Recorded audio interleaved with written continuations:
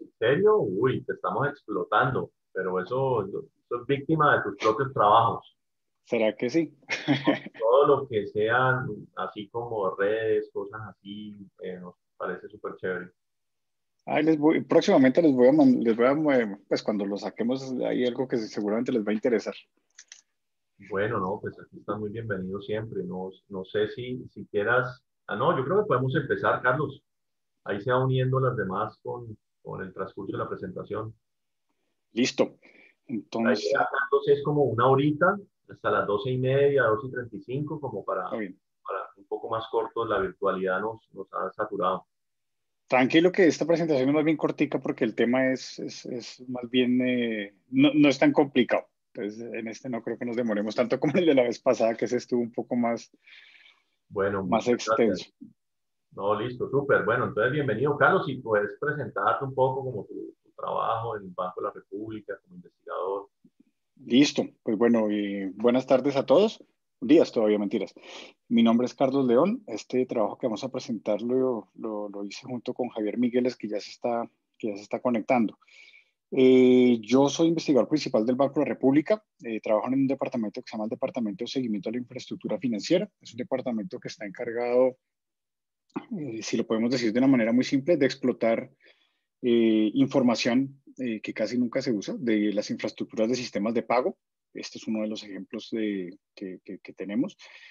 ¿Para qué? Para estudiar cómo se relacionan las entidades financieras entre ellas y qué riesgos puede haber en esas relaciones. Los trabajos que hemos presentado antes, hemos trabajado, ya Álvaro nos había invitado una vez, la primera vez a presentar un trabajo que hicimos sobre redes de comercio, el cual ya tuvo una segunda parte sobre, sobre qué tan importante es Colombia en esa red de comercio, donde obviamente el asunto es un análisis comparativo de cómo la centralidad de Colombia no ha mejorado con respecto a sus principales pares, le hace, qué sé yo, Perú, Chile, pues, Brasil y México, que no son tan pares, pero... Y los otros trabajos que hemos presentado, el anterior fue usar metodologías de reducción de dimensiones para encontrar redes anómalas en sistemas de pago, y creo que esos son los dos que hemos presentado. Creo que se me escapa uno, pero no me acuerdo cuál fue el otro que presentamos. Entonces, básicamente lo que yo hago en este departamento es hacer labores de investigación que utilizan esa información que tiene que ver sobre todo con reconocimiento de patrones de pagos de las entidades financieras y de estudio de la topología y de los riesgos que puede haber por las interconexiones que hay entre las entidades financieras. Entonces, como les digo, como les contaba, este es uno de esos casos en el cual estudiamos la topología de esas conexiones.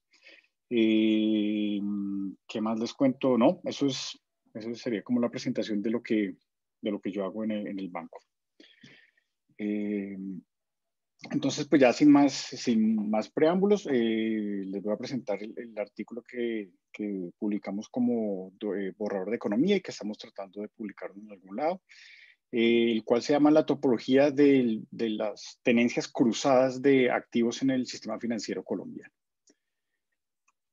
Entonces, como siempre, el disclaimer de siempre aplica. Ahí está, en ese link está la última versión. Eh, yo tenía otra cosa por decirles antes de arrancar, pero ya se me pasó. Ah, que cualquier pregunta pueden hacerla, o sea, interrumpirme en cualquier momento. Es mejor siempre las preguntas en el momento que se les ocurre, no hay ningún problema con eso. Entonces, lo primero, una diapositiva en la cual hacemos un gran resumen de todo lo que tenemos acá en la presentación y tiene que ver con qué es una tenencia cruzada o un cross-holding, si me permiten usar el término en inglés. Eso existe cuando hay dos instituciones financieras que mantienen activos que son emitidos el uno por el otro. Eh, Se reconoce que esto termina en último caso en que dos financieras tengan activos emitidos por el otro y que se forma llamémoslo así, una forma circular, una tendencia circular. Y es precisamente esa tendencia circular la que puede generar problemas en términos de estabilidad financiera, porque está bien estudiado que el contagio y las cascadas que puede haber en las redes financieras, en las redes de exposiciones financieras, se dan o son amplificadas muy fácilmente cuando hay interdependencias de tipo cíclico o hay efectos de retroalimentación o de feedback en la arquitectura de los sistemas financieros. Entonces, estudiar si existen esas circularidades, esas estructuras circulares en redes de exposición, pues es importante. Una de esas redes de exposición es la que vamos a ver hoy. Es una red de exposición que casi no se estudia en la literatura, que es la que se llama de tenencia cruzada, en la cual lo que vamos a mirar es esa red de activos que son emitidos por entidades del sistema financiero, que son a su vez o que están en el portafolio en posición propia de las entidades, de esas mismas entidades financieras, en diferentes formas. Pueden ser bonos, pueden ser certificados de depósito, pueden ser acciones. Esas son las tres que nosotros vamos a estudiar acá.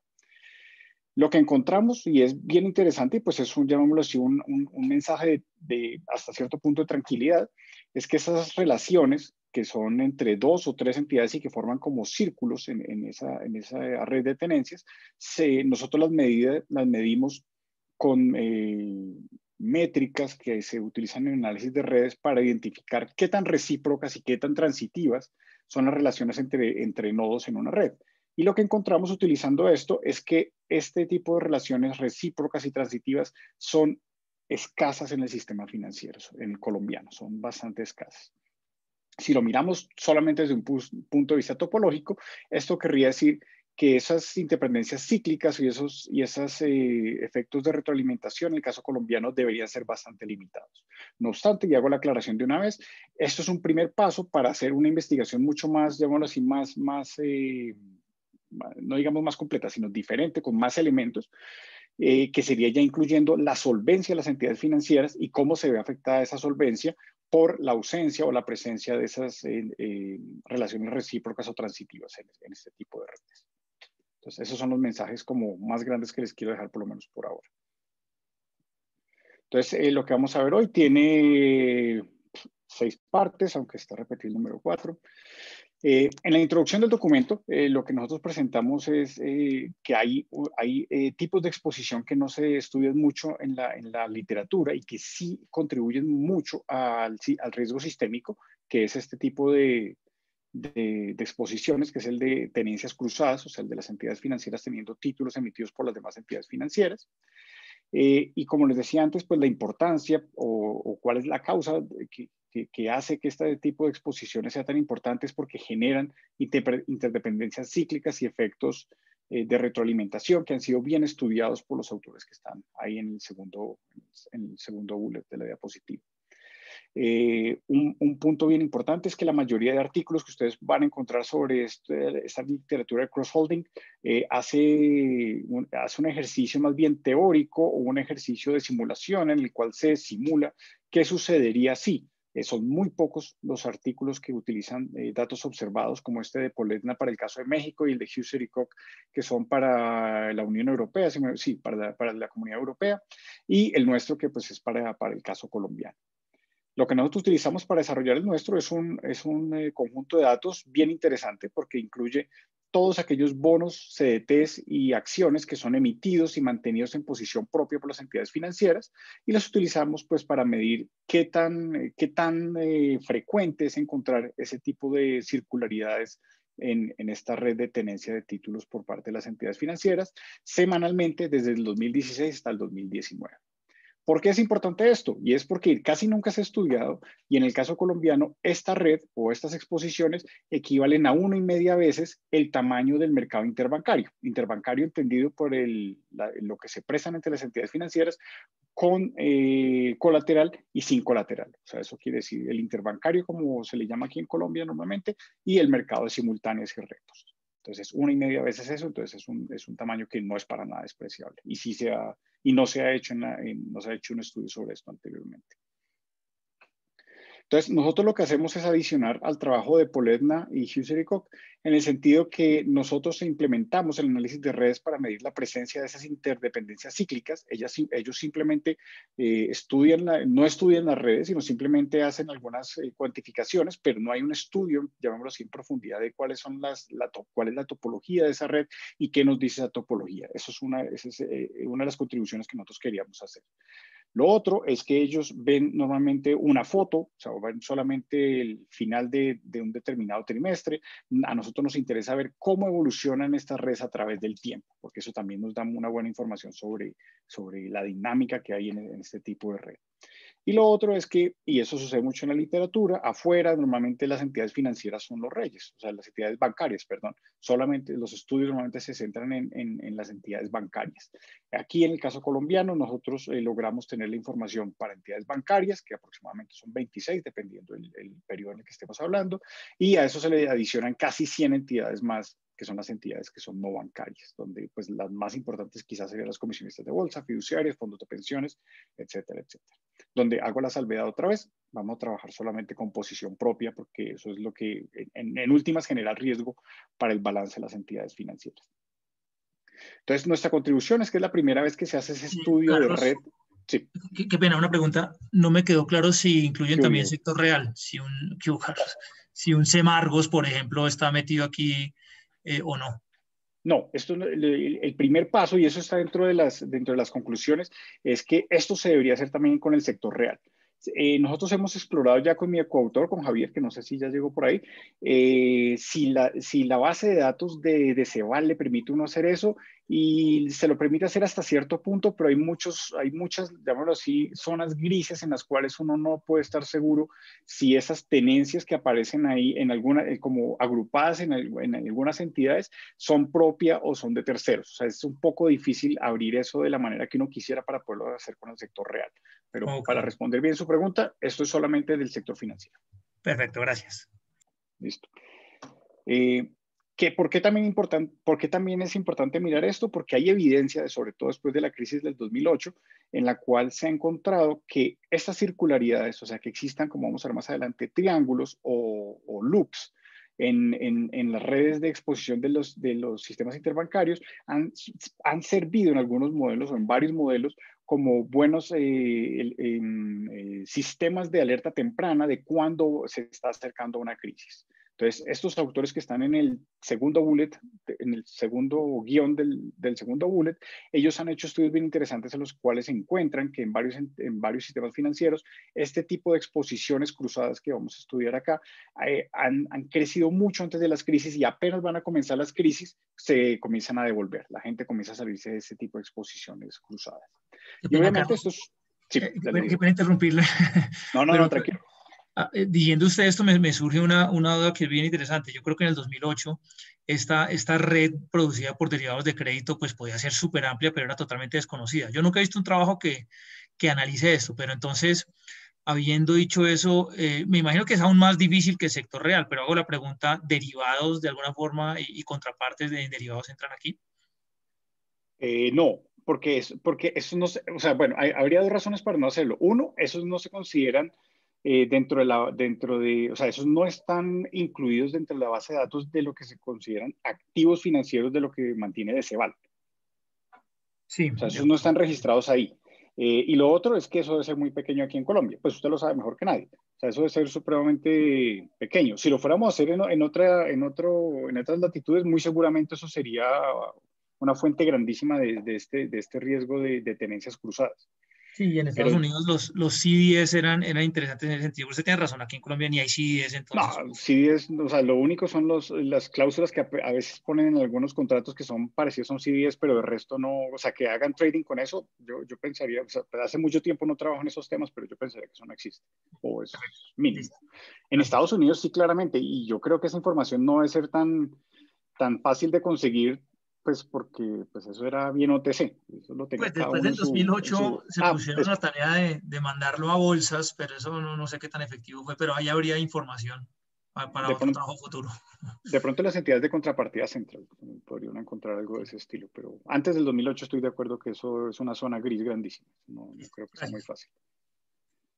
Listo. Entonces, el último bullet, el último guión de acá, lo que resalta es que esto es un primer paso para poder hacer una medición mucho más, llamémoslo así, una medición ya económica de cuál es el impacto que pueden estar generando estas circularidades en el valor económico de las entidades financieras, que eso es algo que ya se ha trabajado en algunos artículos, sobre todo en estos de Battistoni y Poledna que les estoy mencionando acá, que son bien interesantes. Y aquí en Colombia hemos hecho algunos ejercicios ya con eso, pero con el mercado interbancario, y el resultado ha sido más bien que no pasa absolutamente nada. ¿Por qué? Porque el mercado interbancario aquí en Colombia es más bien pequeño. Entonces, El segundo capítulo del paper lo que muestra, lo que hace es como una revisión de la literatura, donde primero pues se tipifica qué es un cross-holding o qué es un cross-holding en últimas. Y son llamémoslo así, dos formas que son las que tenemos aquí en la diapositiva, en la cual hay un cross-holding que se conoce como directo, es simplemente A tiene emitido un título que B lo compra y B tiene un título emitido que A lo compra. Entonces hay un loop, hay una circularidad entre dos entidades. Y el segundo es el que se conoce como un cross-holding indirecto, en el cual simplemente Y emite un título, X lo tiene, Z tiene emitido un título, Y lo tiene, y X y Z también están compartiendo pues títulos. Obviamente este triángulo pues tiene muchas maneras de hacerse, puede ser en doble sentido cada una de las flechas. Ahí, si mi orden no me falla, hay 7 maneras diferentes de organizar este triángulo. Todas ellas se consideran como una forma de cross-holding. En la literatura también dice que uno podría hablar de un cross-holding cuando hay 4 entidades, cuando hay un cuadrado, pero dice que si uno, o lo que se infiere de la literatura es que si uno no encuentra que hay muchos triángulos, pues obviamente cuadrados va a haber mucho menos y tendrían mucha menos incidencia en el riesgo sistémico. Entonces la literatura normalmente se concentra en estos dos casos. La literatura sobre cross-holding es bastante abundante, pero no respecto a estabilidad financiera. Es muy abundante en temas que tienen que ver con la valoración corporativa, o sea, de las empresas, la valoración de activos, la administración de portafolio, el riesgo de crédito, asuntos de governance, pero desde el asunto de estabilidad financiera hasta después de la crisis del 2008 es que se comenzaron a hacer análisis de este tipo. ¿Sobre todo para qué? Para tratar de entender qué explica cuando hay casos fuertes de contagio. Entonces, esa literatura que trata esto de cross-holding desde una perspectiva de estabilidad financiera se concentra en lo que les he mencionado ya un par de veces, y es el efecto de retroalimentación que puede existir cuando el valor de una firma es dependiente del valor de otra firma y de otra firma y de otra firma, o sea, cuando hay esas circularidades. Y obviamente son esos efectos de retroalimentación los que generan la posibilidad o los canales que amplifican los choques y que pueden llegar obviamente a causar cascadas a través de las interconexiones que hay entre las firmas, y ahí podría llegar inclusive, como bien lo estaba pensando Diego, en llegar hasta la economía del sector real, que eso es algo bien interesante que uno debería tratar de hacer. Estas interdependencias cíclicas después de la crisis del 2008 fueron bastante estudiadas y se encontró que en algunos casos, en algunos países, esas interdependencias no solo existían y no se sabía, no se tenía muy claro, sino que también, como les mencioné anteriormente, se ha encontrado que esas interdependencias cíclicas o sea, su presencia o su ausencia, o mejor, su dinámica, son una herramienta valiosa para entender cuándo un mercado de pronto se está acercando a un punto en el cual se está volviendo la relación o las relaciones se pueden volver inestables. No obstante, y eso es otra de las cosas que la literatura ha resaltado mucho en los últimos años, y es que inicialmente se pensaba que entre más conexiones, o sea, si uno se va a los trabajos originales de Allen y Gale sobre interconexiones, ellos básicamente lo que hacían es que entre más conexiones se diversifica el riesgo y ahí no hay ningún problema, pero ya ese paper es un paper que es muy interesante, es de los más influyentes en toda la historia de las redes financieras, pero ya se ha probado que los supuestos que tiene detrás son un poco bruscos y ya se ha logrado comprobar que la relación entre la conectividad y el impacto sistémico de una crisis o de un contagio es no monotónica. ¿A qué se refiere eso? Y es que depende de muchas cosas y no es una línea, llamémoslo así, no es una línea recta entre conectividad y impacto sistémico. Lo que se ha encontrado es que dependiendo de qué tan densa es esa red, por ejemplo, de interconexiones, junto con otras cosas como la solvencia de las entidades financieras, como qué tan homogéneas son las entidades financieras, o sea, si están invertidas exactamente en los mismos activos o si son muy diferentes. Todas esas cosas van a adicionarle elementos a la medición de ese impacto que hay o de esa relación que hay entre la existencia de cross-holding y el impacto sistémico. La única conclusión que se ha llegado, llamémoslo así, o no conclusión, sino el único punto en común que han encontrado muchos autores es que cuando es muy baja cuando es muy baja la ocurrencia de tenencias cruzadas, se puede hablar de que hay un bajo riesgo sistémico creado por estas interdependencias cíclicas. Es lo único que han logrado como llegar a un cierto punto de consenso. De resto, hay que medir de diferentes maneras y hay que hacer modelos mucho más complejos para poder sacar una conclusión que sea relevante. En nuestro conocimiento, cuando hicimos la investigación, pues como les conté ya anteriormente, encontramos estos dos trabajos del 2015 y 2019, que son los únicos que encontramos que utilizan datos observados sobre el cross-holding en sistemas financieros, que el primero trata del sistema financiero mexicano y utilizan una metodología que se conoce como DebtRank, para medir qué tan importantes son esas exposiciones y qué tanto está generando esas circularidades que hay en esas redes, o sea, qué tanto afectan a la solvencia de las entidades financieras. Ese es el trabajo del 2015 y el del 2019 es un asunto en el que miran de manera muy rápida algunas características de la topología y miran qué tan importante es en Europa, pero no llegan a investigar bien la topología de esa red y lo hacen para una sola observación. Entonces, el tercer punto tiene que ver con cómo hago yo para medir el cross-holding y eso tiene que ver con análisis de redes. Análisis de redes es un campo del conocimiento que se dedica desde un punto bien interdisciplinario a describir y tratar de entender un sistema, el sistema que estamos analizando, obviamente concentrado en capturar cómo es su estructura o cómo es su topología. De ese tema de análisis de redes, hay varias medidas que nos ayudan a identificar y a cuantificar los dos tipos de cross-holding que hemos visto anteriormente, el directo y el indirecto. Para el directo hay una medida muy fácil que es el coeficiente de reciprocidad, que simplemente es una medición de la frecuencia con la cual las relaciones en una red son recíprocas. Simplemente lo que hace es medir con qué frecuencia, si hay una conexión de I a J, esa conexión está reciprocada. O sea, hay también la conexión J a I. Se ha encontrado en la literatura que este tipo de conexiones es bien importante en redes de exposiciones porque es una manera de mostrar confianza entre las entidades financieras y como ya les he mencionado varias veces, este tipo de exposiciones recíprocas se ha encontrado que es importante como elementos de alerta temprana en casos de riesgo sistémico. El segundo tiene que ver con lo que se conoce como el coeficiente de clustering, que simplemente es una medida de transitividad en las redes. Entonces, simplemente es si hay tres nodos, I está conectado con J, espera un segundo, si K está conectado con I y K está conectado con J, ¿qué tan probable es que I y J estén conectados a su vez? Es simplemente una medida de la proporción de triángulos cerrados. ¿Cuál es la proporción que hay de triángulos cerrados con respecto al número de triángulos abiertos y cerrados que hay en una red? Entonces, simplemente es una medida de loops de tamaño 3 que existe en una red. Adicionalmente, para caracterizar de una mejor manera esa red, lo que también incluimos dentro de nuestras mediciones tiene que ver con una medida de densidad. Una medida de densidad simplemente es cuál es la fracción de las conexiones observadas con respecto al total de conexiones que es posible. El segundo es lo que se conoce como la razón de sobrevivencia de un solo paso, que lo que hace es calcular cuál es la fracción de conexiones de un día que sobrevive hasta el día siguiente. Esa es una medida que vamos a mostrar también para ver qué tan estable es esa red a través del tiempo. Porque es importante, no solo es importante encontrar si esas conexiones o esas relaciones circulares son frecuentes o no, sino si esa baja o alta frecuencia es consistente a través del tiempo y obedece a las mismas relaciones que ha habido a través del tiempo. Eso es importante también medir.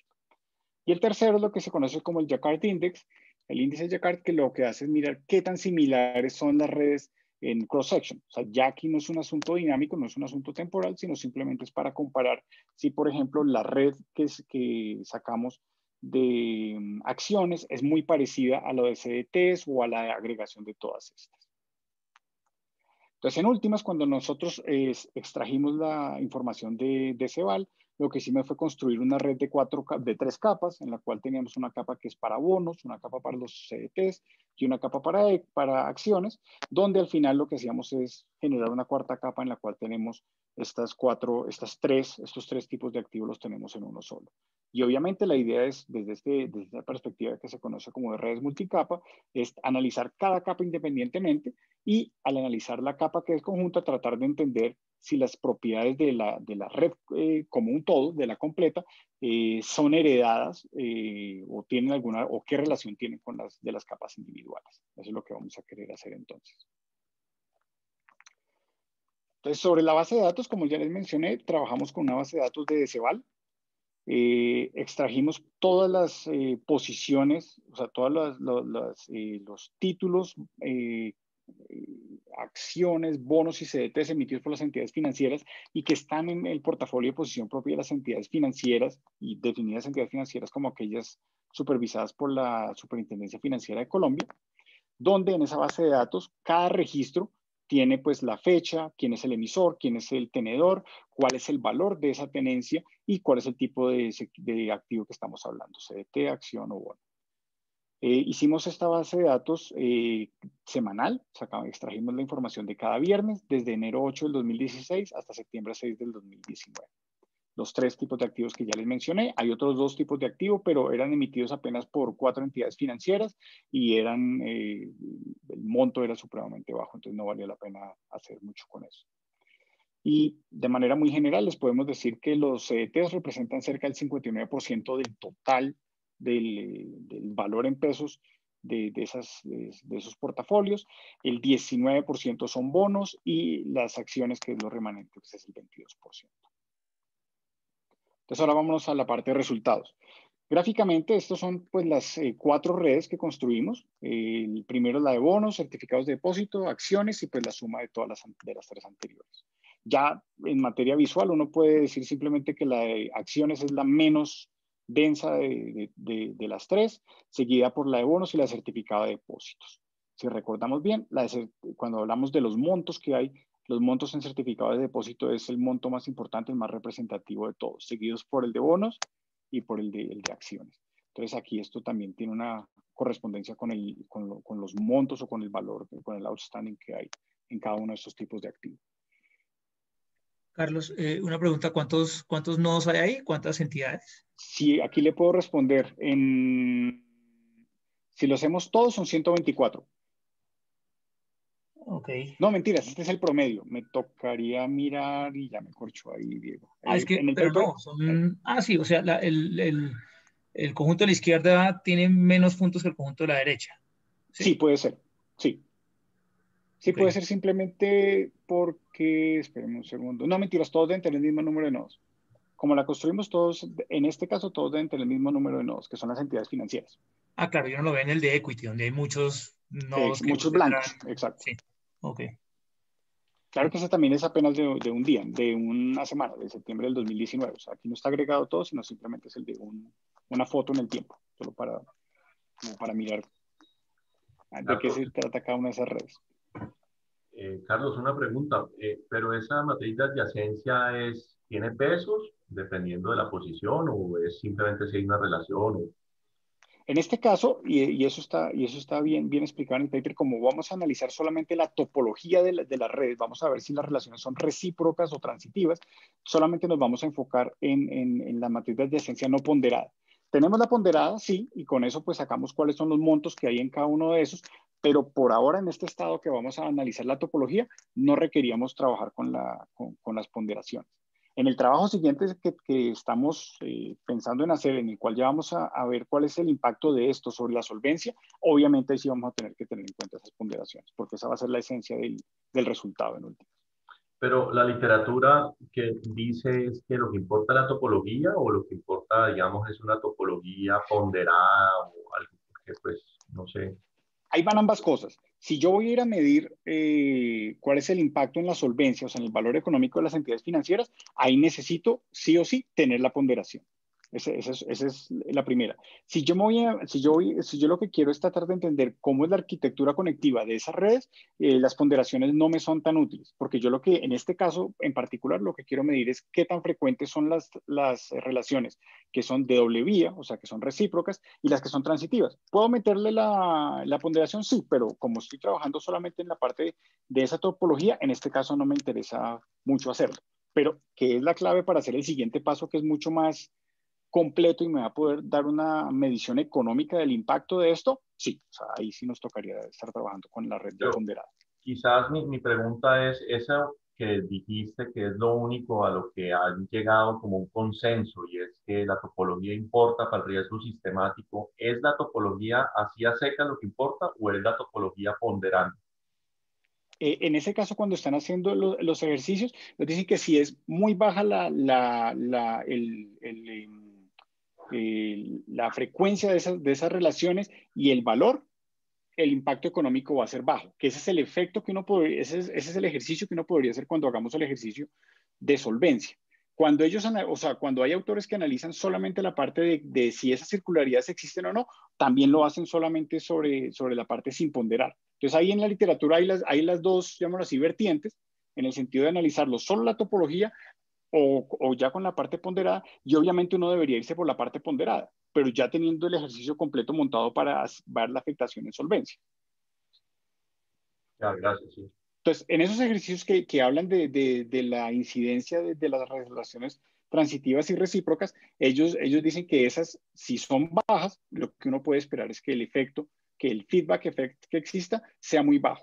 Y más o menos ahí lo que tratan de decir es que ahí no importaría mucho el monto, sino simplemente esa reverberación que genera esos triángulos o esas medidas recíprocas no sería lo suficientemente fuerte como para que genere riesgo sistémico. Ese sería como la conclusión desde el punto de vista topológico. Pregunta, Carlos. No sé si de pronto me lo salté, pero entiendo los análisis a los que se va a llegar, de pronto me adelanto también, que es como tomada la foto, se hace un análisis transversal y se hacen todas estas métricas de la red. Pero hay algo que se haga en serie de tiempo, en cómo va cambiando la red con el tiempo, eso, cómo entra la serie de tiempo aquí, los datos históricos, cómo juegan un papel. Lo que hicimos fue sacar una medida que sacamos en un artículo recientemente que se llama la razón de sobrevivencia, en la cual lo que podemos medir es a través del tiempo es qué tanto sobreviven las conexiones del día T al día T más uno. Entonces ahí uno le está dando, está estudiando la dinámica en el sentido de que yo estoy viendo si esas pocas relaciones que vamos a encontrar acá son estables a través del tiempo o simplemente es un asunto aleatorio que todos los días va cambiando la red o todas las semanas, porque es semanal esto, si todas las semanas va cambiando esa posición o no. Entonces, en ese sentido vamos viendo la evolución de la red. No sé si Diego está pensando en algo del proceso de generación de la red, no sé No hacia está dónde. pensando en algo así, en ver cómo va cambiando la red y bueno, ¿y eso qué? Como que Sí, eso me de acuerdo. imagino que en algún No, momento puede dar una señal, si esto se está utilizando para comparar señales de riesgo sistémico, pues de la acuerdo. calificación es 8 y la próxima semana es 9, miércoles empeoró. De acuerdo. No, eso sí lo tenemos en una medida que vamos a mostrar ahora, que me Ok, dice qué tan parecido a través del tiempo es la red del día T con la del T más uno. listo. Si hay, llámalo así, un overlap de las conexiones que hay nodo a nodo en esa red. Ok. Listo. Entonces, los resultados principales están resumidos en una tabla en la cual pues, lo que hacemos es primero mirar la contribución de cada uno de estos tipos de activo, donde lo que encontramos es que la red, o sea, la más contributiva, y eso lo habíamos mencionado ya anteriormente, es la de certificados de depósito, que en promedio es el 58% de toda de la posición que hay en esos tres activos, en esos tres tipos de activos, seguido por el de equity y seguido por el de los bonos. Y aquí pues abajo a la derecha pues se ve cómo se reparte eso a través del tiempo, que es como lo que estaba hablando también Diego, de cómo es la dinámica de eso y no solo la tabla, llamémoslo así, el resumen estático. Después miramos el número de participantes, o sea, qué número y cómo ha cambiado a través del tiempo. Y lo que encontramos es que otra vez el de certificados de depósito es aquel que tiene la mayor cantidad de participantes. En promedio son 103 participantes los que tienen posiciones, o sea, que emiten o que tienen una posición en uno de estos de estos activos. Y lo que encontramos, y aquí está abajo, están los máximos y mínimos, perdón, los percentiles 5 y 95 de cada una de estas medidas. Y lo que encontramos es que son datos relativamente estables. Les puedo pedir un segundito. Ya, qué pena. Tenía el perrito tratando de salir de la reunión. Entonces, ese número de participantes es bastante estable y como mencionábamos, pues la mayor cantidad de ellos están en la parte de certificados de depósito. La tercera estadística tiene que ver con la densidad, que aquí ya comenzamos a ver medidas de red. Como les mencioné anteriormente, densidad es simplemente cuál es la fracción de posibles conexiones que efectivamente están observadas, donde pues por lo general en este tipo de casos como sería N por N, o sea, sería el número de conexiones, el número de nodos multiplicado por el número de nodos en los que está posible, donde existe la posibilidad, y eso nos pareció bien interesante, me voy a volver aquí un segundo, si ustedes se dan cuenta acá, en la parte de certificados de, yo puedo hacer suma a esto, un segundo. Si ustedes se dan cuenta acá donde estoy mostrando el puntero, hay conexiones que van de un nodo y, o sea, salen y entran al mismo nodo. O sea, estos son self-connections. ¿Qué es esto? Y esto nos sorprendió en cierto modo, y es porque hay entidades financieras que pueden tener un CDT emitido por sí mismos, los pueden tener en tesorería. Simplemente nos explicaron o entendimos que una entidad financiera puede recomprar un CDT y tenerlo en su tesorería temporalmente, cosa que, por ejemplo, el Banco A tiene emitido un CDT y el Banco A lo tiene guardado también como un activo dentro de su portafolio. Nos dijeron que es algo que es más bien temporal y que no debería suceder mucho, pero sucede. Entonces, en este tipo de medidas como la densidad, el denominador va a ser simplemente el número de nodos al cuadrado, las posibles relaciones que puede haber en esa red.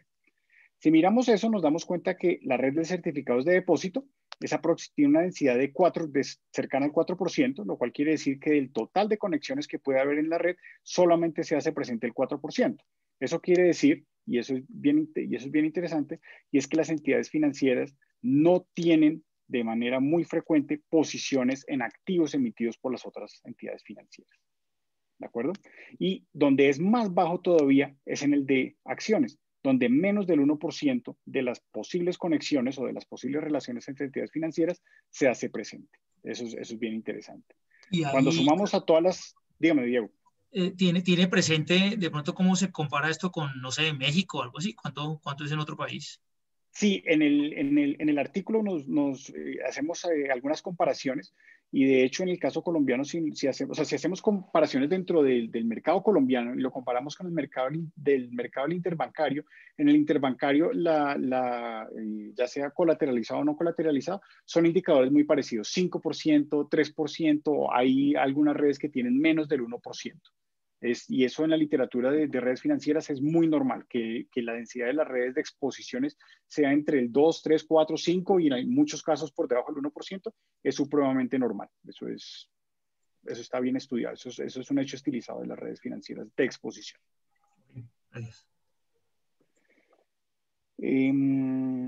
Obviamente esto lo que nos está mostrando es que las entidades financieras tienden a tener muy pocos activos o muy pocas relaciones de exposición en estos activos con los demás pares que tienen el sistema financiero. Y eso de por sí es un hallazgo interesante porque no lo teníamos muy claro. Lo que me faltó de la pregunta de Diego.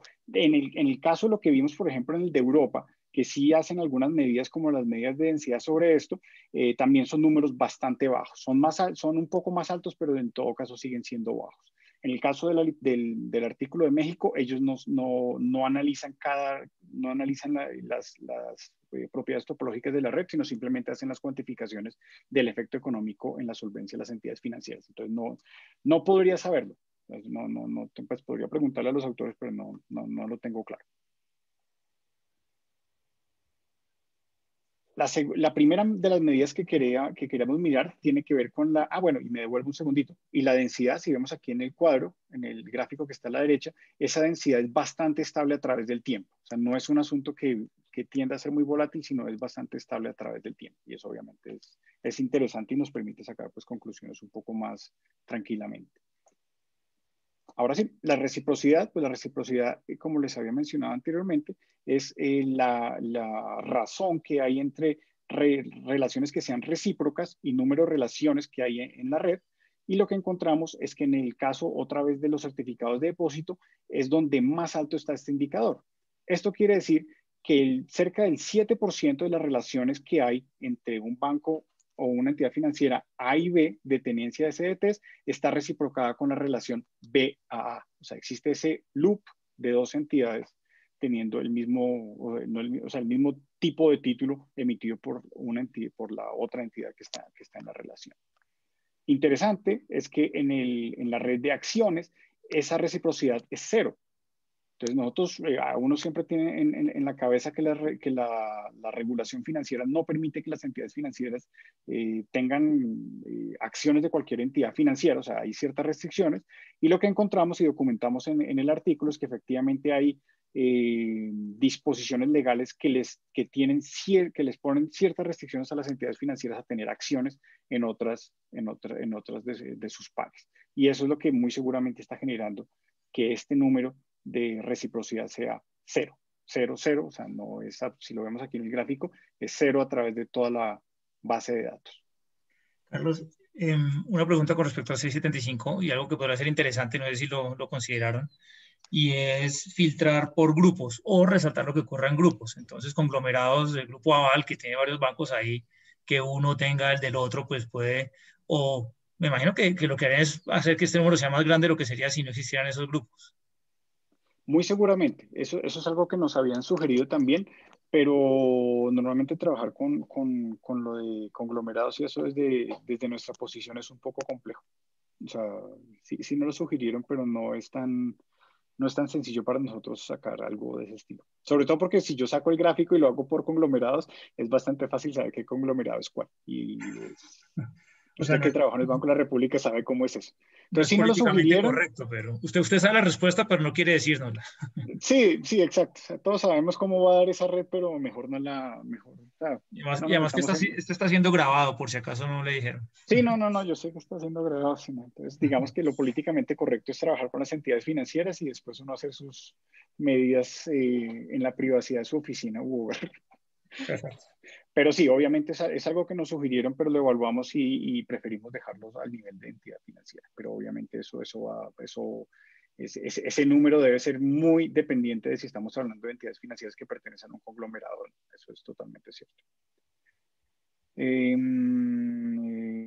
Otra vez, hablando de la gráfica que está abajo a la derecha, vemos que esos números de reciprocidad son bastante estables a través del tiempo. Pues la escala pues, muestra que esto de arriba varía bastante, pero si nos damos cuenta, esto es mínimo el 4,5% y máximo el 8%. O sea, no es una variación muy grande. Y como habíamos mencionado anteriormente, pues la que tiene que ver con acciones es bastante baja, cero en prácticamente todo el periodo.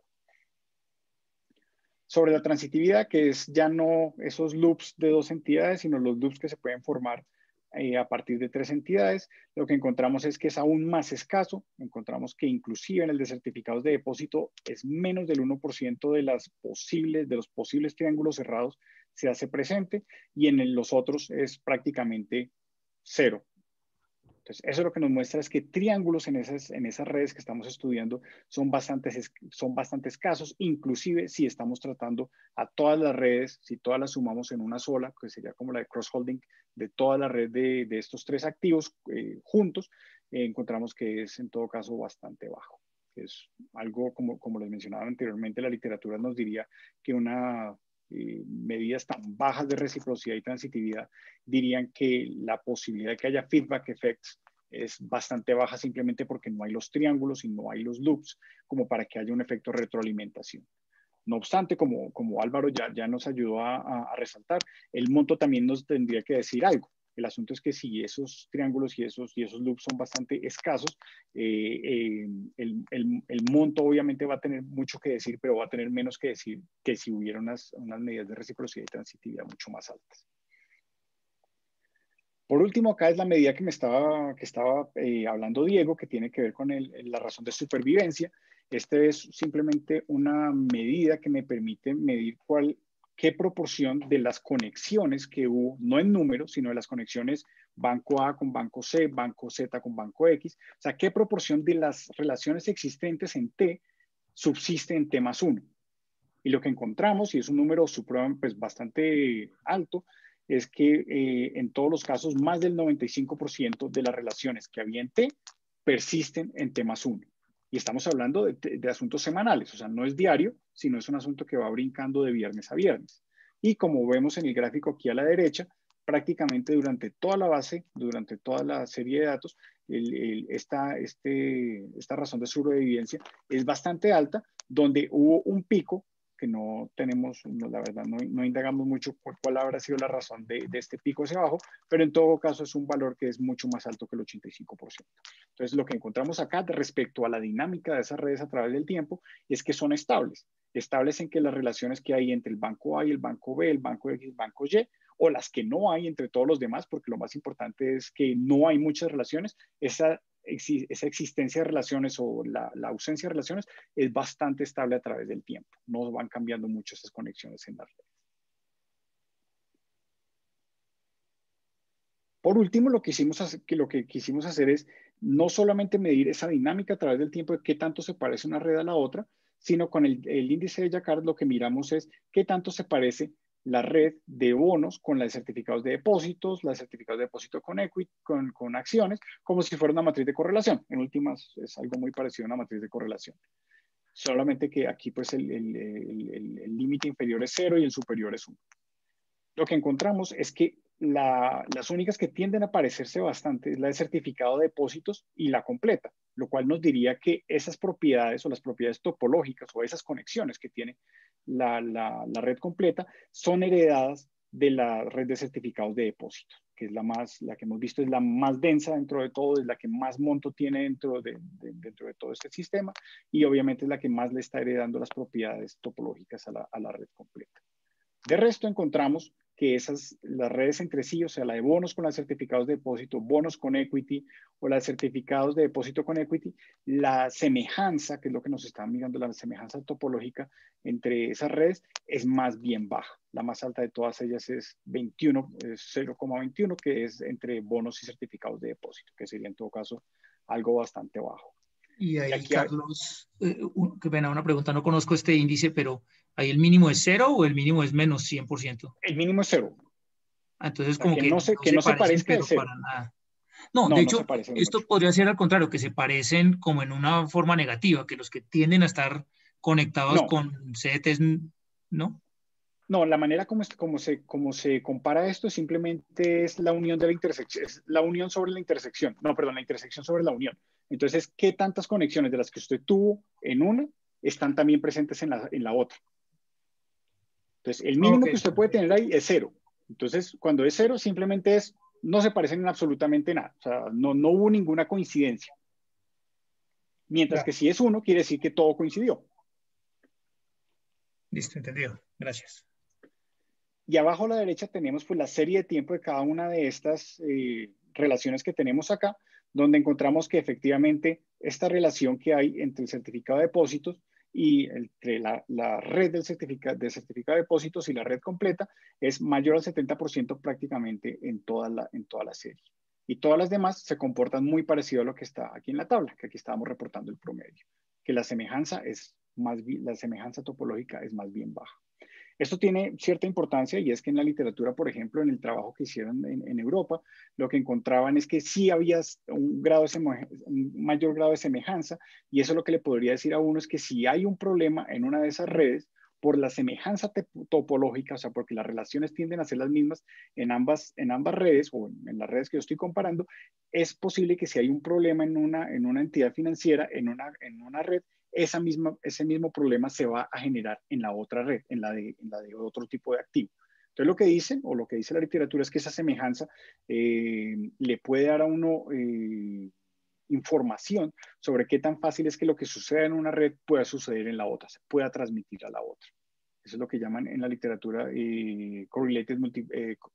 correlated multiplexity, y es simplemente que si es muy similar la estructura conectiva de una red a la otra, pues uno puede esperar que haya una transmisión de una red a la otra simplemente por la semejanza, porque son los mismos, porque estamos hablando de los mismos elementos o los mismos nodos, pero en diferentes mercados. Sería la manera de ver eso.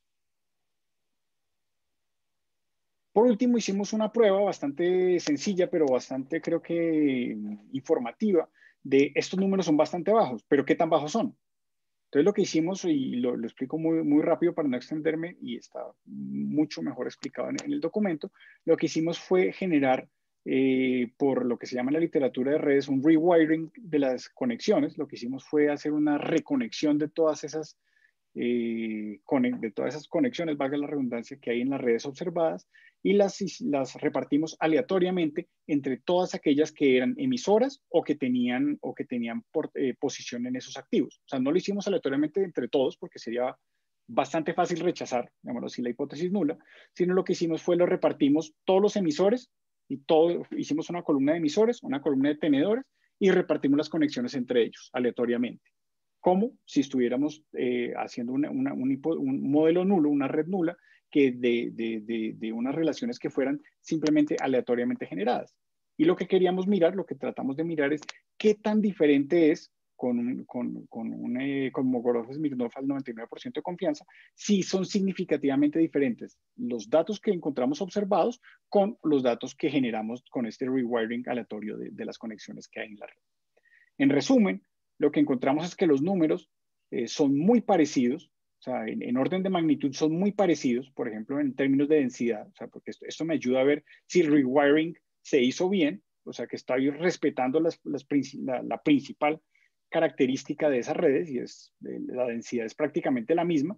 Es simplemente porque cuando hacía algo aleatorio, de pronto encontró que le estaba mandando una conexión a sí misma y la anuló. Esa es la razón por la cual no da exacto. Pero si nos damos cuenta, pues la densidad es prácticamente la misma.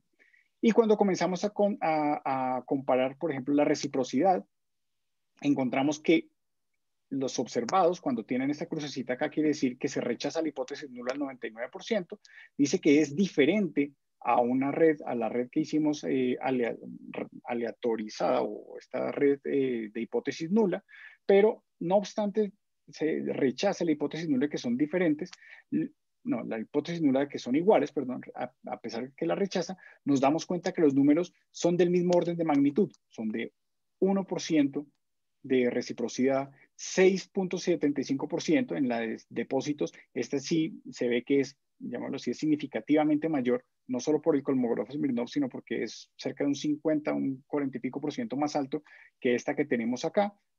Esta, por ejemplo, la de equity, dice en las observaciones que tenemos que es del 0%. Cuando lo hicimos aleatorio, obviamente hubo casos en los cuales sí se generaron relaciones recíprocas del 2%. Entonces, esto es inclusive más bajo que lo de una red aleatoria. Y cuando juntamos todo, encontramos que ya no puede rechazar la hipótesis nula y encuentra que ambas redes tienen la misma, unas magnitudes de reciprocidad bastante similares. Lo mismo pasa en la transitividad, en que son números que rechazan la hipótesis nula de que vengan de la misma distribución, pero en todo caso vemos por las magnitudes que son números prácticamente son de la misma magnitud, o sea, no hay una gran diferencia entre ellos visualmente. Esto lo que nos dice es que, pese a que el Kolmogorov-Smirnov nos está diciendo que son distribuciones diferentes, lo que podemos ver es que en todo caso los valores son supremamente bajos, los órdenes de magnitud son supremamente bajos, y esos órdenes de magnitud corresponden con lo que sería una red generada aleatoriamente. Entonces, es un hallazgo bien interesante porque podemos comprobar, y en otros papers hemos utilizado esta misma rewiring para probar otras cosas, y uno normalmente encuentra que sí se prueba la hipótesis, sí se rechaza la hipótesis nula de que son diferentes y las magnitudes son 10, 15 veces más altas que la de la red aleatoria. En este caso, la diferencia con la red aleatoria, pese a ser significativa, no es grande en términos de magnitud. O sea, visualmente, llamémoslo de esa manera. Entonces, estos resultados lo que nos sugieren es que las interdependencias cíclicas y los efectos de feedback o de retroalimentación potencial que podrían generar las relaciones recíprocas y transitivas en Colombia son más bien escasas. Y esto lo que nos está diciendo es que simplemente las entidades financieras no tienen muchas parejas, llamémoslo así, en estas redes y no tienen entonces títulos emitidos, no tienen una gran cantidad o una gran, no tienen una gran cantidad de parejas dentro de esa red de títulos emitidos por otras entidades financieras. Entonces, ya en el Final Remarks lo que se hace es un poco como de redundar un poco en la importancia de por qué se hizo esto. No voy a meterme acá porque esto ya lo vimos al comienzo de la presentación, pero lo que sí me voy a trabajar un poquitico es en esta. Por ejemplo, esta baja densidad, reciprocidad y transitividad se parece mucho a lo que llama el Nobel de Economía Simon en un paper de 1962 sobre la arquitectura de la complejidad, en el sentido que sistemas que son débilmente conectados, como este que estamos viendo acá, lo que ayudan es a limitar la interdependencia entre los agentes, entre las entidades financieras en este caso, en aquellas situaciones en las que haya un choque alguno de estos elementos. Entonces, es algo bien interesante y pues tiene que ver con algo que se ha estudiado bastante, que es, por ejemplo, la arquitectura de sistemas complejos. No obstante, y es lo que Álvaro mencionó en un principio, y creo que lo dije también desde el comienzo de la presentación, es que esto tiene un asterisco bien grande, y es que nos estamos enfocando solamente en la topología de la red. No estamos teniendo en cuenta el valor monetario de las exposiciones, ni cómo se relaciona el tamaño de esas exposiciones con el balance de las entidades financieras. Y obviamente ese es el paso a seguir, porque de esta topología, o sea, nuestra idea era entender primero la topología, qué podemos ver de esta topología, si hay muchas estas relaciones recíprocas, muchas relaciones transitivas que puedan generar esos efectos de retroalimentación. Y después, cuando hagamos el ejercicio ya con la solvencia, obviamente ya tenemos clara la topología para saber si es un asunto de la topología, que parecería que no sería por el lado de la topología, o si es un asunto ya del tamaño del mercado con respecto al tamaño del balance de las entidades financieras. Y eso es algo que ya existe en la literatura y normalmente lo hacen a través del algoritmo que les mencioné anteriormente, que se llama DepRank, que es el algoritmo diseñado por Battistone en el 2012. Que valga la pena mencionar, nosotros trajimos a Battistone aquí al Banco de la República una vez, hicimos el ejercicio con el mercado interbancario y nos dio que no había prácticamente impacto, pero solo sobre el interbancario, sobre esta red de cross-holding no existían en ese entonces. Entonces es algo bien interesante. Obviamente, otros de los retos que están pendientes es, este es un tipo de exposición, el de cross-holding, es un solo tipo de exposición, pero hay otros tipos, como el de portafolios comunes, de overlapping portfolios, que es un tema ahorita supremamente activo en la literatura financiera. Acabo de salir algo en el Journal of Financial Stability sobre cómo medir el riesgo que genera que todos estemos diversificados de la misma manera, o sea, que todos tengamos los mismos activos. Y obviamente el de préstamos interbancarios, que es el que ya más se ha tratado en toda la literatura, que es el que les digo que con Battistone encontramos que no dio nada muy importante para el caso colombiano. Y el otro challenge, el otro reto, que es el que Diego mencionaba en un principio, es cómo hago yo para incluir al sector real en este asunto. Como les decimos, lo tratamos de mirar con mi coautor Javier Migueles, pero no ha sido tan sencillo tener tranquilidad de que la base de datos es lo suficientemente granular como para poder hacer ese ejercicio bien hecho. Y con eso terminamos. Muchacho, eso está muy bonito, Carlos, porque pues no sé, hay como tantas preguntas, pero quería hacerte una pregunta de esto, de la comparación con las redes aleatorias, que eso me parece fascinante. Eh, Vos ahí pues hiciste una generación para pegarle al índice al índice pues, de estos triángulos. Y después miraste qué pasaba con, por ejemplo, la parte, cuál era el índice correspondiente para reciprocidad, por ejemplo. Sí. Pero, pues a mí, visto así, pues es como un resultado medio, pues como negativo en el sentido de que se dice que una red aleatoria condicional a que reproduce densidad prácticamente tiene los mismos indicadores de reciprocidad y transitividad. Entonces, como Sí. que no llama a introducir una forma de racionalizar o una estructura adicional, no, esto es un fenómeno aleatorio, punto. Pues, más o menos. Pero ¿por qué vos, por ejemplo, pensando en un modelo, ¿vos por qué no haces una red aleatoria que reproduzca reciprocidad y ves qué pasa con densidad? Eso también se puede hacer, o sea, sería una manera de modelarlo, sí, también, ¿no? De hecho, se podría hacer de muchas diferentes maneras, o sea, en eso estoy de acuerdo, o sea, ahí sí, llamémoslo así, la función objetivo de la red, podemos poner muchas diferentes funciones objetivos, la distribución de las conexiones, o sea, podemos hacer de muchas diferentes maneras. Esta la hicimos es porque con seguridad creo que es la más sencilla, eh, y es la que más fácil me puede ayudar a replicar la red que tengo. Es simplemente tratar de replicar la densidad que tengo.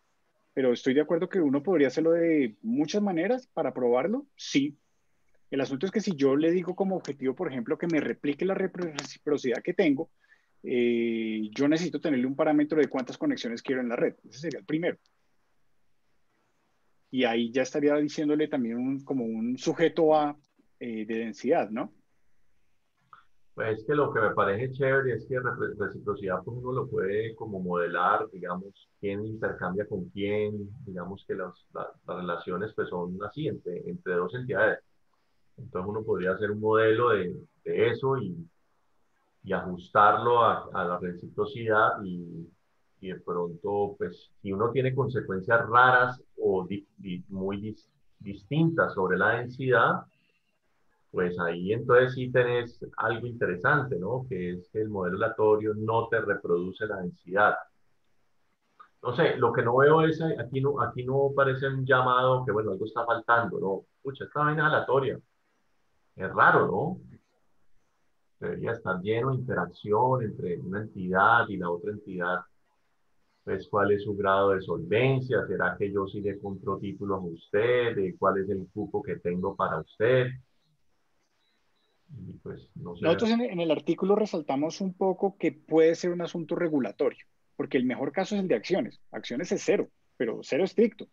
Y eso tiene que ver con que hay regulación aquí en Colombia y en muchos países para que las entidades financieras no tengan acciones entre ellas. Entonces, eso es una buena explicación, por ejemplo. Lo otro, también lo mencionamos en el artículo y es muy seguramente los límites a exposición que tenga con las otras entidades financieras también deben estar ahí. O sea, debe haber muchas cosas que están explicando que esta red sea muy poco densa, que sea muy poco recíproca y muy poco transitiva. Porque nosotros hemos, por ejemplo, hecho este mismo ejercicio para otro tipo de redes que son de exposición, o sea, de quién le presta a quién en el mercado interbancario, y ahí sí se ve lo que Álvaro está diciendo, que en este caso sí es interesante, que uno se da cuenta que cuando yo hago el rebarajamiento a través de las conexiones para respetar la densidad, da una red que es totalmente aleatoria, con unas características totalmente diferentes a las que uno, por ejemplo, podría ver en el mercado interbancario. Entonces, yo creo que no es tanto el asunto de cuál es la red nula que yo estoy utilizando, sino simplemente este mercado debe tener algunas características que hace que las entidades financieras no estén muy expuestas y no tengan muchas relaciones ni transitivas ni recíprocas entre ellas. Puede ser una característica simplemente de este mercado, porque si nos vamos a otro, el mercado interbancario, el de simultáneas, es una historia totalmente diferente. Entonces, entiendo el punto de la, llamarlo así, de la belleza metodológica y de encontrar algo de pronto un poco más interesante si hacemos el modelado de la red nula partiendo como objetivo de la reciprocidad y la transitividad, porque la idea me imagino sería hacerlo con los dos al tiempo, no sé qué tan fácil sea eso, a ver cuál es el dato de densidad. Pero si me pongo a mirar eso y con las metodologías que existen, por ejemplo, una de las metodologías que más utilizan para simular esas redes es el de maximizar entropía. Entonces lo que seguramente nos va a suceder es que va a salir una red supremamente densa. Entonces, eso no nos va a ayudar, o sea, va a ser una red irreal para lo que tenemos acá, pero muy seguramente hay muchos modelos que uno podría comenzar a mirar a ver si esa gran densidad que seguramente nos podría arrojar se corrige o no. Pero es un tema bien interesante para ver, eso estoy de acuerdo con Álvaro. No, muy chévere. Pero como para meter la cucharada ahí, yo no sé si interpreto igual que usted, Carlos, y que Álvaro, porque ahí se rechaza la hipótesis, es decir, ahí sí hay distinto. De pronto es que con la densidad dada, pues no se puede generar demasiada reciprocidad. Al ojo pareciera que son órdenes de magnitud parecida, pero Es en posible. No, CDTs yo veo 6.75 es muy distinto a 4.74, sí se da una diferencia. sí, exacto. No, sí, Sí, cierto, cierto. sí, muy seguramente tiene que ver con eso. Es que es una red muy poco conectada, entonces muy seguramente cualquier modelo que uno haga con tan pocas conexiones, pues seguramente va a dar algo poco interesante, llamémoslo así como lo estaba diciendo Álvaro. En eso Diego tiene razón, el de certificados de depósito que la densidad es cerca del 4%, pues los resultados comienzan a hacerse interesantes. Los otros sí son demasiado pocas conexiones como para generar algo interesante.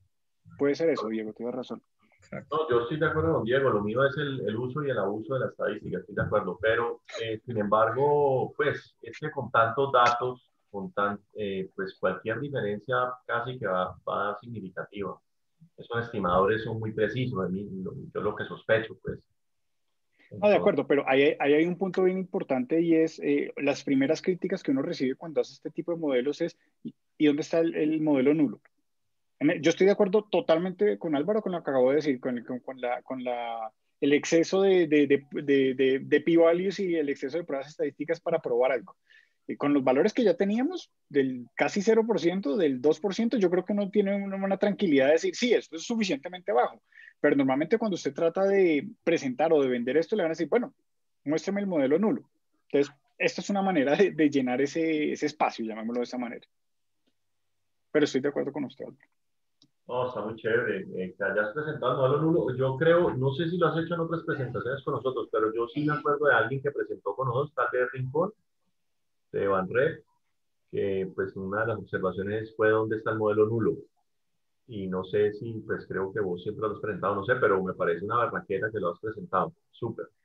Yo creo que donde nos pidieron el modelo nulo creo que fue cuando presentamos el de comercio y en esa época Exacto. no, en Sí. esa época nosotros no nos metíamos con el modelo nulo, pero ya después de tanta varilla que le han dado a uno, entonces en la medida de lo posible yo trato de hacer, o sea, nosotros con Javier, que es con quien hemos estado trabajando estos temas últimamente, siempre tratamos de mostrar el modelo nulo, porque siempre, por ahí viene la varilla siempre de primeras, sobre todo por el lado de econometristas y etcétera, entonces es Sí. mejor tenerlo que no tenerlo. No, súper interesante, Carlos, ¿no? Tenés que volver cada que puedas. Muy bacano. ¿Alguien más tiene preguntas? Diego, ¿querés contar más? Yo tengo una pregunta, Álvaro, qué pena la necesidad de ahora yo. preguntas. Marlio Paredes. ¿Cómo estás, Álvaro? Diego, dejemos un momentico, Marlio, que... Hola. Dale, sí, sí, adelante. Hola, ¿cómo están? Gracias, Álvaro, por estos seminarios realmente muy interesantes. No siempre puedo asistir, pero cuando puedo estoy aquí. Bueno, yo no soy del área de economía, soy más matemático, pero he trabajado con algo de grafos y por eso la inquietud. En el grafo ese que mostraste allá donde tenías el de transitividad, es que, al comienzo, sí, eso fue al comienzo. Ah, Donde está el triangulito. O sea, estrictamente hablando, si no, pues yo me equivoco. Ahí. O sea, esa relación en realidad no es transitiva porque, o sea, la flecha de abajo puede ir para el otro lado. sí, también. El arco de O sea, abajo, el arco. sí, Ajá, porque si, para que sí, sea transitiva era que Y estuviera relacionado con XX con Z y Y con Z, no al contrario. A menos que ustedes la definan así, ¿no? Que haya alguna relación, ya sea en una dirección o en la otra también. Eso sí, en ya es teoría de cuestión redes, de... en teoría de redes, de lo más básico, que es lo que nosotros siempre hemos trabajado, la transitividad es simplemente que existan triángulos cerrados con respecto a tres nodos que puede que estén cerrados o no. Entonces, por eso en la No, literatura de redes normalmente es simplemente el porque número de en triángulos que usted tenga en la grafos, red. sí, en grafos uno llama un grafo transitivo si pasa eso que yo digo, Y está relacionado con X con Z y por lo tanto, entonces Y también está con Z. Si siempre que eso sucede, Y está relacionado con Z. Pero bueno, eso no está bien, eso es simplemente una forma de definir. Esos grafos no son completos, ¿verdad? O sea, esas redes no son grafos que, pues por lo que estaba diciendo inclusive ahora Álvaro, que hay algunos que no tienen conexiones entre sí, ¿verdad? Sí, En los nodos. sí, hay nodos que están desconectados. Pero que, o sea, la definición básica de ese clustering es la que está acá. Eso es No, yo te entiendo, tranquilo. Ajá. Número de triángulos sobre número de conjunto de 3 vértices. Entonces, esa es la manera en la que en teoría de grafos. Ok, no importa si es un loop o si puede ser que el arco vaya en la otra dirección, como yo dije. Exacto. Por eso en la presentación ahí decíamos que hay, según la literatura, hay 7 diferentes maneras de hacer ese triángulo. Teniendo doble conexión o una sola conexión. 7 no, 8. De 2 a la 3. No, 8 con la que tengo ahí mostrada. Sí, con esa. Sí, no, pues todos en total son 8, son 2 a la 3. Sí, es que eso es un torneo, así se llaman, un tipo especial de grafo. Y es 2 a la n combinado 2 siempre. Ustedes no han estudiado o no han visto, ahora están haciendo mucho geometría de redes o de grafos. De redes. Están definiendo curvatura, por ejemplo, para ese tipo de redes. Y hay un montón de aplicaciones. Hay un grupo en Alemania, que inclusive hay un par de colombianos allá, pero son químicos. Pero mirando unos papers de ellos, hay aplicaciones también en la parte financiera. Y entonces ellos estudian la curvatura, digamos, de un arreglo de esto, de una red de estas, y son varios tipos de curvatura en realidad. Pero se llama así el término, el curvature of networks, por ejemplo, puede ser. Yo te puedo enviar un paper de ellos si quieres. Chévere, me interesa ver qué hay interesante ahí. Si escribí el correo allí en el chat, te envío. Me parece muy interesante todo eso, porque en realidad tiene muchísimas aplicaciones y no solamente en finanzas, también en biología. Ellos lo usan también para en neurociencia, también he visto que hacen estudios que tienen que ver con eso. O sea, que hace poco escribí un proyectico sobre eso y por eso me acuerdo. De hecho, la mayoría de papers que hay sobre esto, que en finanzas, es jalando cosas de neurociencias. La mayoría de gente que comenzó a hacer esto era importando todo ese conocimiento de neurociencia y física y matemáticas. Entonces, eso siempre es así. Muy interesante. Muchas gracias. Si pones el email allí, te envío un par de papers. Claro, esperen. ¿Puedo hacer una pregunta de curiosidad? Ahí donde Hernán. Doctor Hernán Campos, adelante. No, es una pregunta de curiosidad porque realmente el periodo, lo que muestra todos los resultados es que el periodo es muy estable. Y me pregunto cómo sería la transición de una red de estas en épocas de crisis. Por ejemplo, porque hay periodos de Colombia que tuvo situaciones financieras de crisis. Y la otra pregunta es cómo es el efecto de los agentes externos, o sea, de afuera del país. Sí, hay 2 puntos, y es que, voy a decir, entre comillas, lastimosamente en Colombia, periodos de crisis en esta base de datos que teníamos no hay, entonces no podemos saber si hay un efecto, o sea, si por ejemplo, como en la crisis de, qué sé yo, del 98, hubo un efecto en esta red, pues no tenemos manera de estudiarlo porque esas bases de datos simplemente no existen o no tenemos acceso a ellas, por lo menos. Pero sí es algo que sería interesante ver, porque de hecho, como resalté en varias partes de la presentación, se ha encontrado que estas relaciones transitivas y recíprocas marcan cuando está comenzando a generarse como un ambiente que posiblemente va a llevar a una crisis. En el caso de Colombia, pues con estos indicadores tan bajos y la ausencia de eventos de crisis, es un poco difícil, pero en eso estoy totalmente de acuerdo con usted, Hernán. Eso es algo que valdría la pena. Y la razón, de hecho, por la cual hacemos esto es porque en el departamento en el que nosotros trabajamos hacemos mucha labor de monitoreo el sistema financiero para ver si uno puede encontrar señales.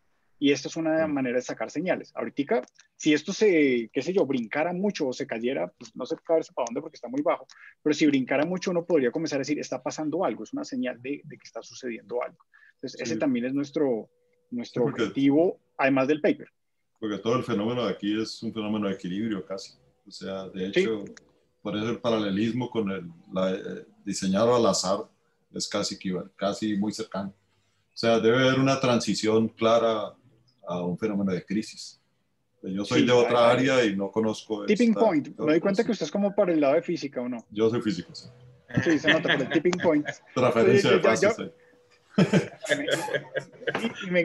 Y ya uno aprende a conocerle las preguntas. Términos, y me encanta, sí, eso es el tipping point. Y de hecho, en esa literatura que les mostré al comienzo, ese la mayoría de esos que han estudiado cómo las relaciones recíprocas y transitivas comienzan a crecer mucho antes de las crisis y llegan al tipping point, y ahí comienzan a bajar, y es una buena medida para que de cuando está comenzando a generarse la crisis. Esa gente es física, Quartini es físico, si mi memoria no me falla, o Sí, matemático, algo así. eso es mecánica estadística, sí. Mecánica estadística, física, sí señor, exactamente. Desde el punto de vista físico, hacer las transiciones de fase son importantes, pero ¿qué tanto los agentes externos influencian eso? Porque parece que local no hay un salto grande, pero ellos deben tener relaciones con agentes externos. Pienso en bancos internacionales. O sea. Sí, ¿sabe dónde yo creo que uno puede encontrar eso? Y ese es un tema que vamos a comenzar a trabajar con Javier, mi coautor, en los portafolios comunes. En qué tipo de activo, en qué activos tiene cada una de las entidades financieras. Porque yo creo que una entidad, por ejemplo, diga usted un banco extranjero, que le dicen, oiga, usted tiene que estar replicando este portafolio, y digamos que le bajan la calificación a Colombia o a México, le bajan la calificación a México y a Brasil, pues obviamente ese portafolio que tiene esa entidad aquí en Colombia debe cambiar. Y si esa entidad financiera externa es muy grande, es muy importante, obviamente va a jalar. Entonces, ahí yo creo que sí se debe ver mucho. En que es una red que parece bastante estática, que parece bastante como yo creo que Álvaro estaba diciendo al final, como poco interesante en últimas, por lo que el dato es muy bajo. Yo creo que esta no es muy fácil que reaccione. Yo creo que reaccionará mucho más fácilmente en esa que le digo de portafolios de todos los activos que tengan las entidades financieras, y cómo comparten esas posiciones en las entidades financieras, en esos portafolios. O sea, cómo es la diversificación en común, como lo dicen en algunos papers. En esa yo creo que es lo que usted dice, se debe ver mucho más fácilmente. En esta, por lo menos en esta serie, no lo vemos. Gracias, estuvo muy bonita la charla para mí. Aprendí algo, aunque no soy del área, pero manejo desde mi otro concepto.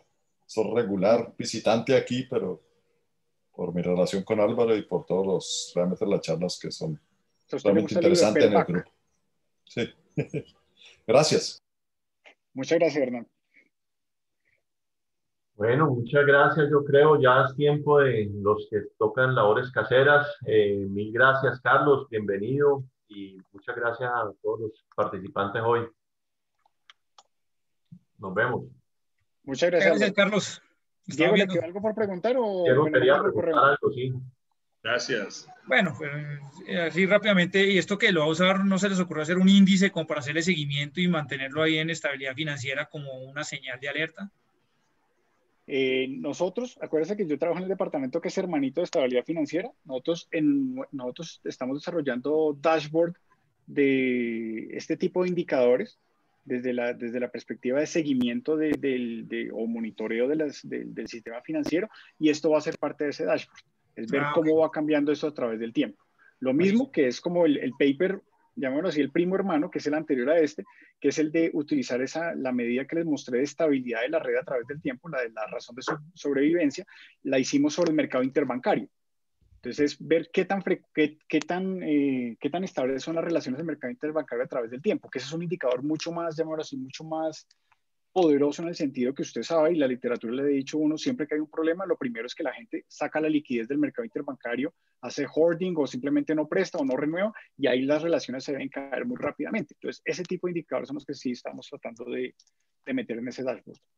Bien, listo. Muy chévere, Carlos. Muchas gracias Gracias, Diego. Gracias, Álvaro. Gracias, que estén bien. Mario, muchas gracias. Chao, que estén muy bien.